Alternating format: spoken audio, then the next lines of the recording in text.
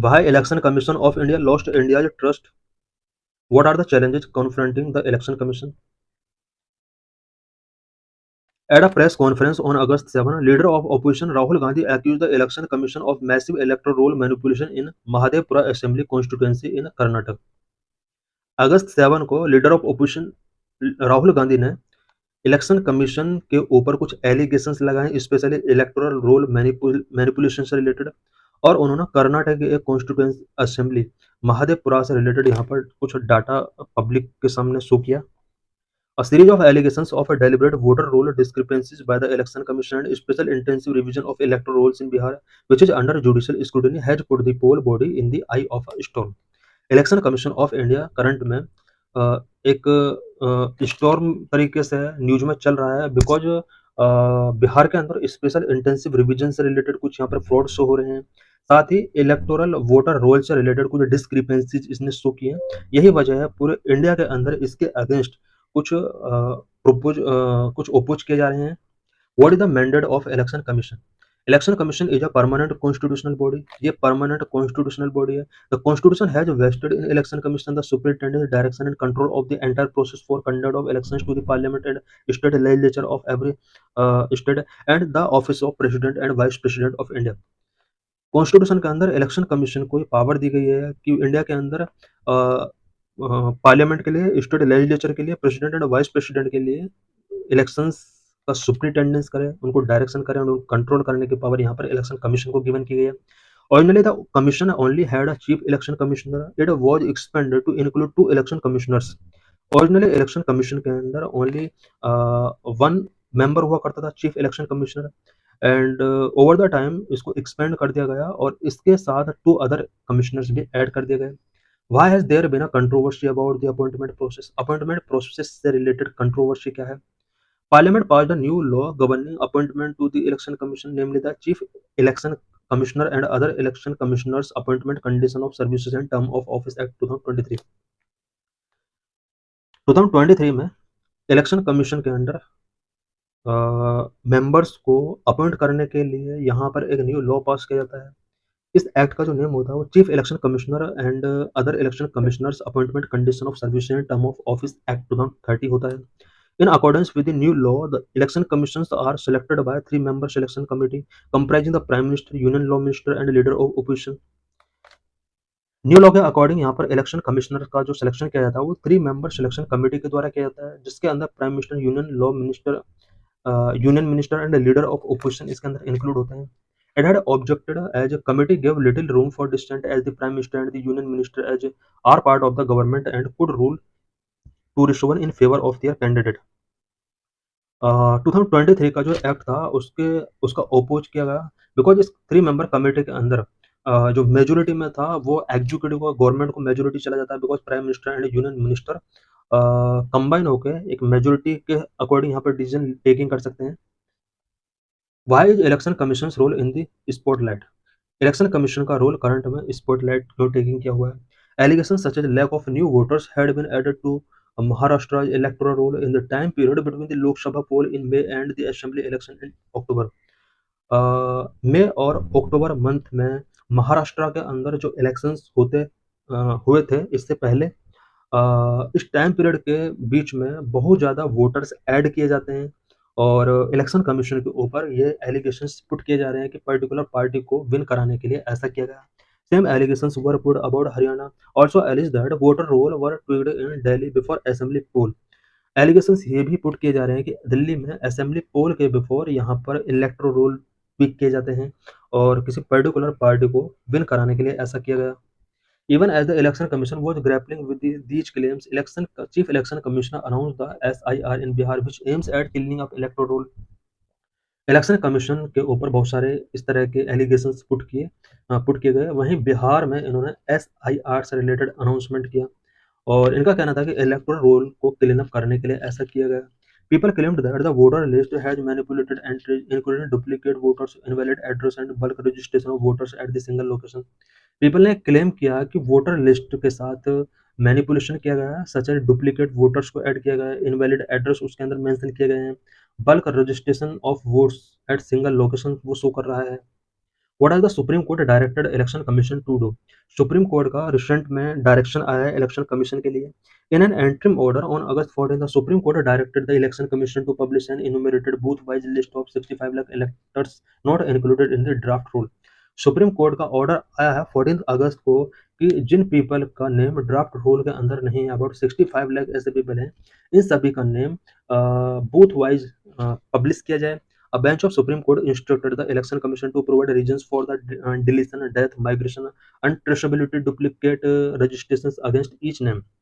Supreme court की इस bench ने कहा है कि इलेक्शन कमीशन के द्वारा जो भी पीपल का नेम डिलीट किया गया है, डेथ शो किया गया है, माइग्रेशन शो किया गया है, अनट्रेसेबिलिटी है, इन सभी का इसको रीजन भी देना होगा।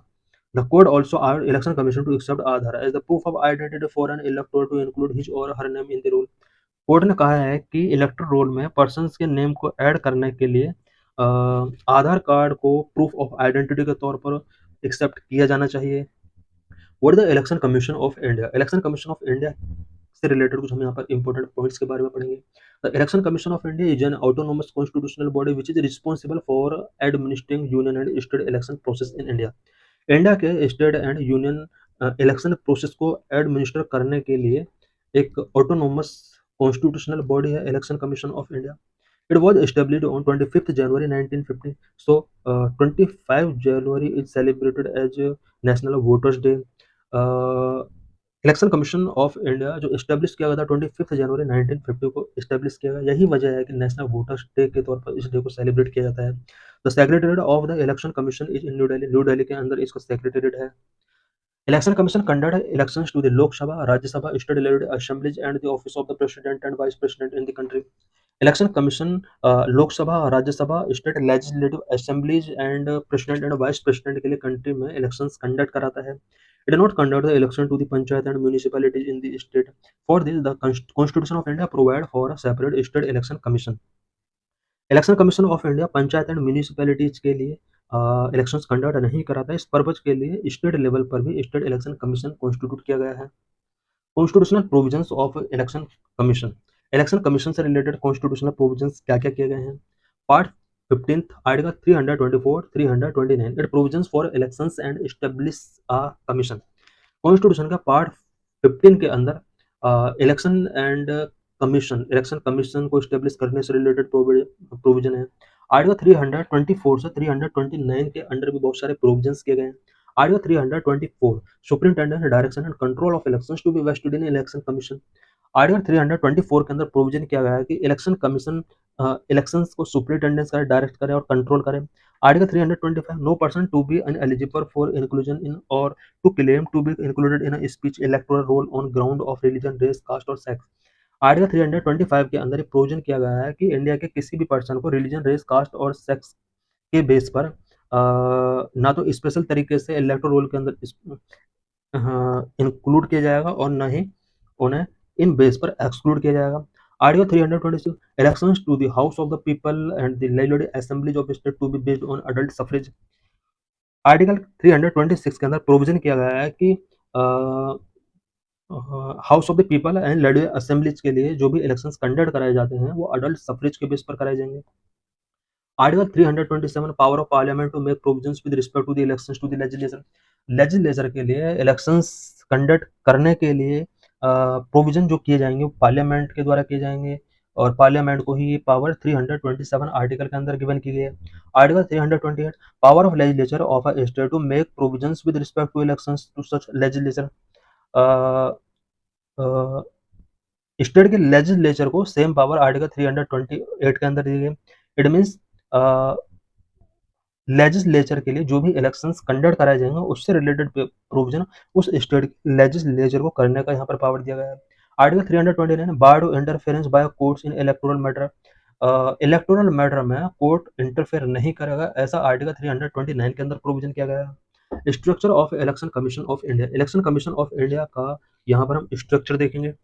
Originally, the Election Commission had only one election commissioner, but after the Election Commission Amendment Act 1989, it was made a multi-member body. Originally, Election Commission के अंदर only one member, Chief Election Commissioner हुआ करता था। 1989 के अंदर Election Commissioner Amendment पास कराया जाता है। इसके बाद इसको मल्टी मेंबर बॉडी बना दिया जाता है। The Election Commission shall consist of chief election commissioner and other election commissioners if any as the president may from time to time fix. Election commission के अंदर प्रेजेंट में चीफ इलेक्शन कमिश्नर होता है and two other election commissioner होते हैं। At the state level the election commission is held by the chief electoral officer. State level पर election commission जो होता है वो चीफ इलेक्टोरल ऑफिसर के द्वारा हेल्प किया जाता है। Appointment and tenure of the commissioners, election commissioners का अपॉइंटमेंट कैसे किया जाता है, उनका टेन्योर क्या होता है। The president appoint chief election commissioner and election commissioners according to the chief election commissioner and other commissioners act 2023। Chief election commissioner and other election commissioner का अपॉइंटमेंट प्रेसिडेंट करता है और इसके लिए CEC and other ECs act 2023 का यहाँ पर use किया जाता है। It means chief election commissioner and other election commissioners act 2023 के according president chief election commissioner and other election commissioners का अपॉइंटमेंट करता है। They have a fixed tenure of 6 years और up to the age of 65 years whichever is earlier. 6 years का इनका tenure होता है। The salary and conditions of the service of the chief election commissioner and election commissioner will be equivalent to that of the Supreme Court judge. Salary and condition of service जो होगा वो supreme court के जज के equivalent होगा। Removal process, Election Commission members can resign any time or can also be removed before the expiry of their term. Election commission के member जो होते हैं वो एनी टाइम रिजाइन कर सकते हैं और टर्म के एक्सपायरी होने के बिफोर भी अपने आप को रिमूव कर सकते हैं। The chief election commissioner can be removed from office only through a process of removal similar to that of Supreme Court judge by Parliament, while election commissioners can only be removed on the recommendation of the chief election commissioner. Chief election commissioner का जो removal process है वो supreme court के जज के equal है। It means यहाँ पर इम्पीचमेंट मोशन इनिशिएट किया जा सकता है पार्लियामेंट के अंदर, बट अदर इलेक्शन कमिश्नर्स का रिमूवल प्रोसेस जो है वो चीफ इलेक्शन कमीशन के रिकमेंडेशन पर ही किया जाता है। Limitations. The Constitution has not specified the term of the members of the Election Commission. Election commission के मेंबर का टर्म कितना साल का होगा कॉन्स्टिट्यूशन में स्पेसिफाई नहीं किया गया है। Has not prescribed the qualifications legal, educational, administrative or judicial of the member of the election commission. Election commission के मेंबर का क्वालिफिकेशन क्या होगा इससे रिलेटेड भी कोई भी प्रोविजन कॉन्स्टिट्यूशन के अंदर नहीं किया गया है। Has not debate the retiring election commissioners from any further appointment by the government. Election commissioner के रिटायरमेंट के बाद गवर्नमेंट उन्हें अपॉइंटमेंट कर सकती है। इट मीन्स कॉन्स्टिट्यूशन के अंदर इलेक्शन कमिश्नर्स को फर्दर गवर्नमेंट अपॉइंटमेंट के लिए डिबेयर नहीं किया गया है। What is the procedure to appoint election commissioners, election commissioners को अपॉइंट करने का प्रोसीजर क्या है। The chief election commissioner and other commissioner appointment condition of service and term of office bill 2023 outline the current procedure for appointment. Election commissioners के appointment के लिए जो present में प्रोसीजर है वो CEC and other election commissioner bill 2023 के अंदर outline किया गया है।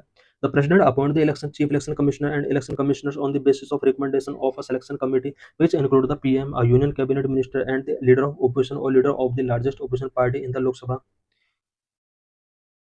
प्रेजेंट में chief election commissioner and other commissioners का जो अपॉइंटमेंट किया जाता है प्रेसिडेंट के द्वारा किया जाता है और इसके लिए एक सिलेक्शन कमेटी के द्वारा रिकमेंडेशंस किए जाते हैं। सिलेक्शन कमेटी के अंदर PM, union cabinet minister and leader of opposition include होते हैं। और search committee headed by law minister propose a panel of names to the selection committee. Union law minister के द्वारा एक सर्च कमेटी हेड की जाती है। नेम जो प्रपोज किए जाते हैं वो इसी सर्च कमेटी के द्वारा किए जाते हैं। उसके बाद इन नेम्स को सिलेक्शन कमेटी के पास फॉरवर्ड किया जाता है। This is PYQ related to this article 2017 में क्वेश्चन पूछा गया था। This is mains related question.